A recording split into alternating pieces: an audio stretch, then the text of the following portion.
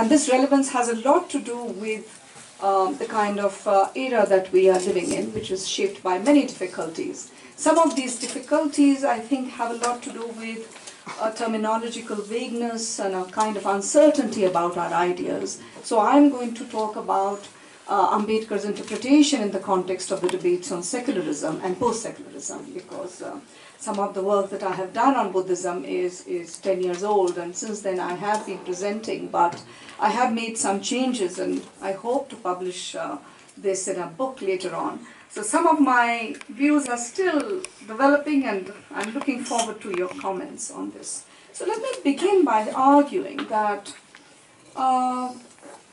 there is a general cultivated ambiguity regarding many concepts today, like liberalism, secularism, and religion.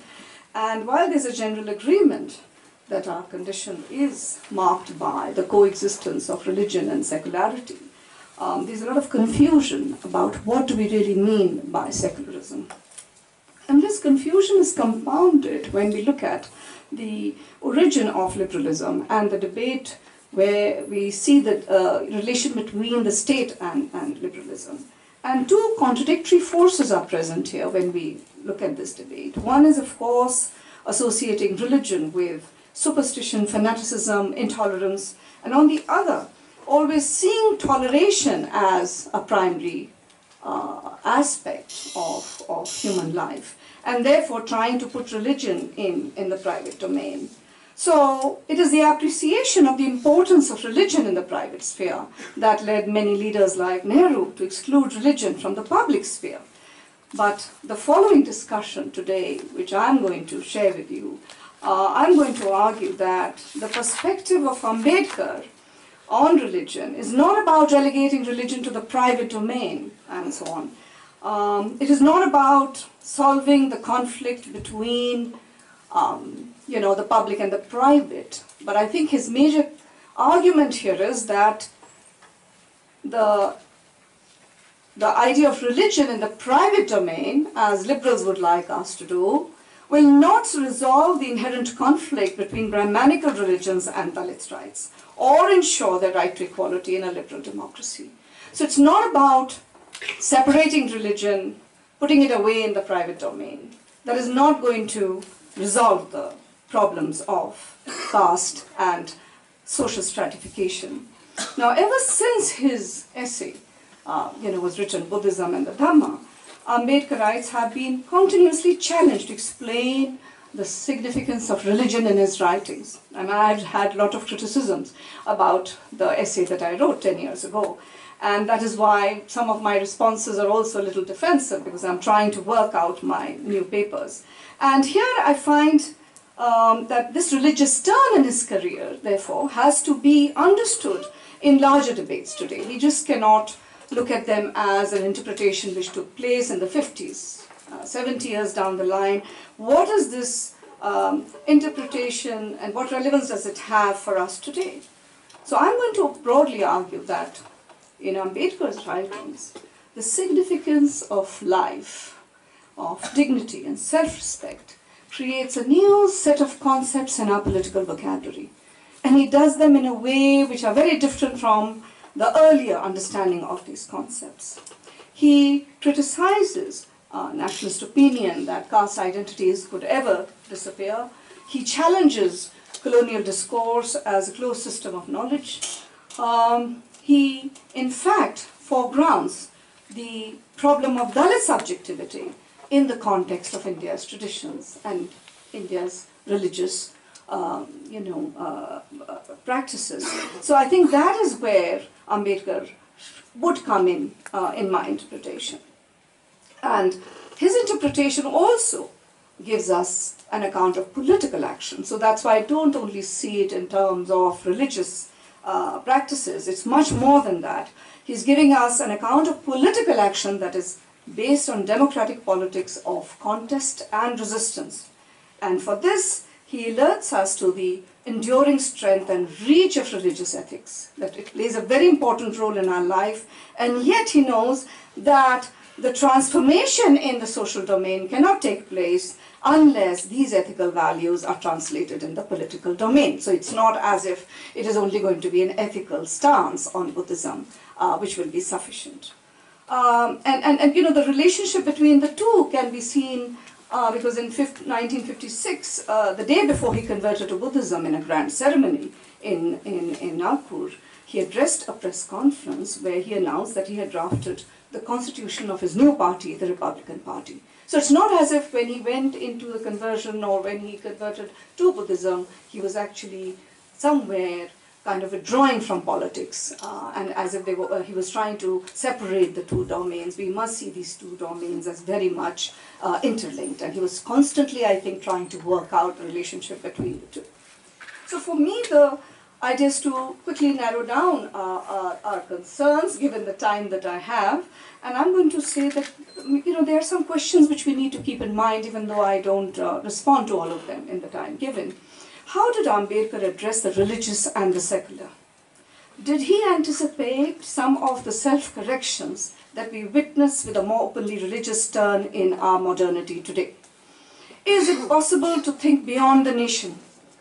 Because Buddhism is a very global kind of, you know, a religion. We can think beyond the nation now. For a category that has been so central to colonialism and post-colonialism and so consequential over countless lives and deaths, what would a political exploration of nation look like without secularism?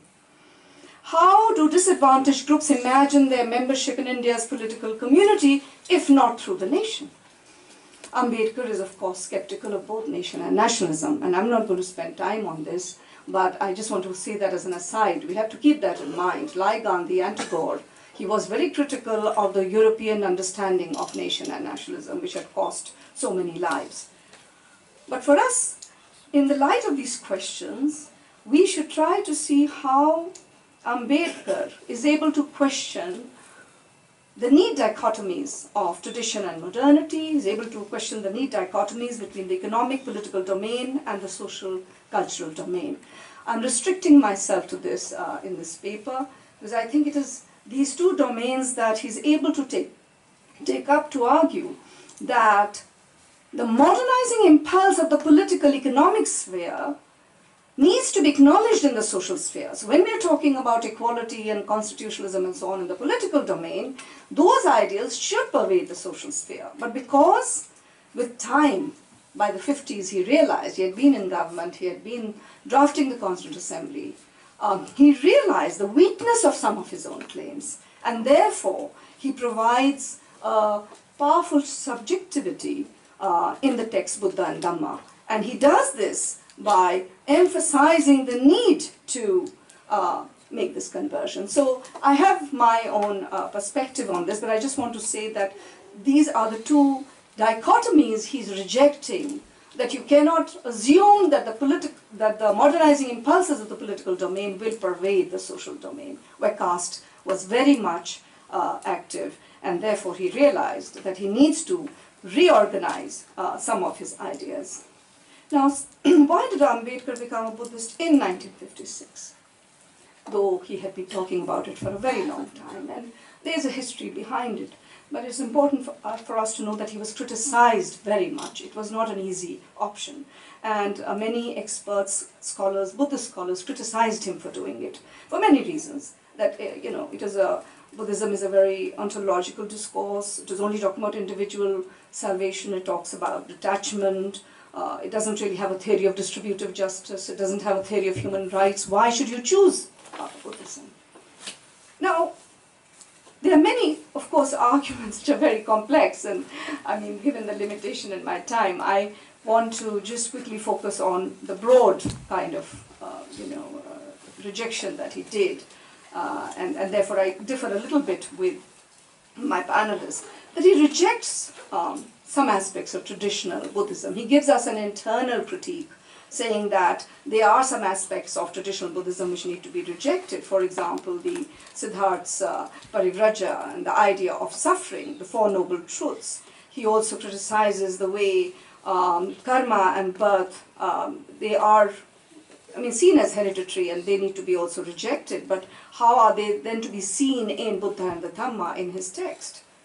And of course, fourthly, he also questions the idea of the bhikkhus, and he wants the bhikkhu to be far more active, that he's not just somebody who lives on alms, as Buddhism, traditional Buddhism argues, but he's a social servant in a sangha. There should be a community devoted to social service. So in that sense, when he wrote Buddha and the Dhamma, he breaks away from many tenets of traditional Buddhism, and he tries to give his own view. And many experts, Dalit scholars, have written about it from a historical materialist perspective. Gail Ombet has said this is a shift from a religious to a secular discourse, or others have called it as a counter-ideology in the form of neo-Buddhism, that he rejects the old Buddhism, he gives us a new Buddhism.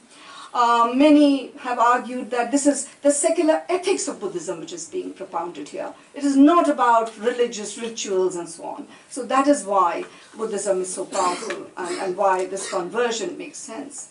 But after going through all these, I think the arguments which I would like to present to you and submit in a very, very brief way, they are drawn from his three texts. One is what Path to Salvation, which he delivered in 1936, and then the philosophy of Buddhism, the philosophy of Hinduism, and the third is Buddha and the Dhamma. So these are the three texts where you find he provides us an alternative discourse that refers to a systematic exposition of non-Western thought with a new set of concept clusters. And for me that is very relevant, because it is through these new concept clusters, which our panelist has already discussed with us, he develops a critique of Hinduism. He aims to free the subject from domination and violence of coercive traditions.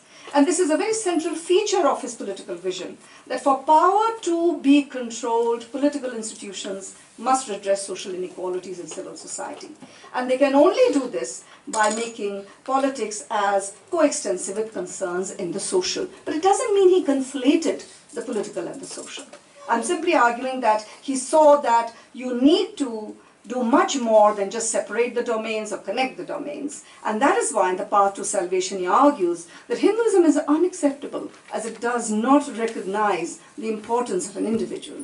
He laments the way the Hindu religion keeps people in perpetual slavery and ignores their material needs. A religion which opens the path of acquiring property for some and compels others to depend on these few even for the daily necessities of life is not a religion but utter selfishness. So in this way, he is raising a new set of questions, a new image of the role of religion in social life, as the individual becomes the main point of reference in the shaping of values, attitudes, and beliefs. And so this is the first, I think this is the first reason I can see where, first argument I can see in proposing Buddhism, because it will free us from coercive traditions, and the argument for social justice is very strong over here. The second argument is development of a personhood and subjectivity. I think by criticizing the social order based on caste system, Ambedkar presents to us the bifurcation between the determinism of the polluted body in the private realm and the freedom of the acting self in the public realm. These inhabitants of the social domain, they are subject to the demands their bodies and nature makes on them. Hence, the capacity to leave those concerns behind to enter the public realm of freedom, speech, and action is very central. So, the development of a personhood and subjectivity is one, I think, a second very major argument. Third one is about social action. How am I linking this interpretation to social action?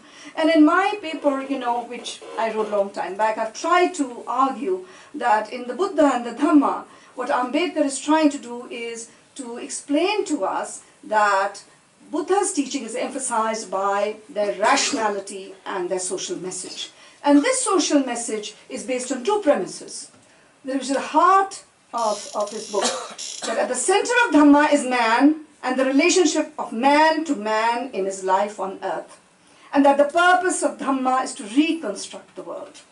With these two premises, he goes on to book 4 in this text, and discusses the relationship between religion and Dhamma. He elaborates that this path has nothing to do with God and soul. He argues that what Buddha calls Dhamma differs fundamentally from what is called religion. Instead of seeing religion as personal, which has no role to play in public life, he argues that it is social. Dhamma is righteousness, which means social relations between man and all spheres of life.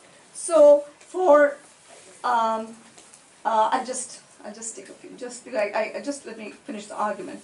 And so I think he links up the material and spiritual aspects of Buddhism and tries to talk about dukkha and how dukkha, suffering, is linked to also exploitation and material differences between people.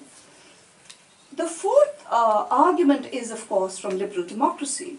And here I think that it is important to see that on the one hand, he is very, very conscious that you need to keep a creative interpretation of democratic liberalism for a new group politics in India, but he's also realizing that he cannot give the kind of politics that minorities are giving, which means that you defend your culture, that you defend your group rights. He realizes that given the position of the Dalits, it was important for them to not get assimilated in the nation-state project in a way that they lose their own identity. So it's not a question of Dalits being integrated into mainstream Hindu society. It is not about being assimilated as minorities. He wants the Dalits to reflect on their subordinate position and therefore refashion this idea of freedom to associate, to form new kinds of communities. And that is why I think he's arguing from a liberal perspective,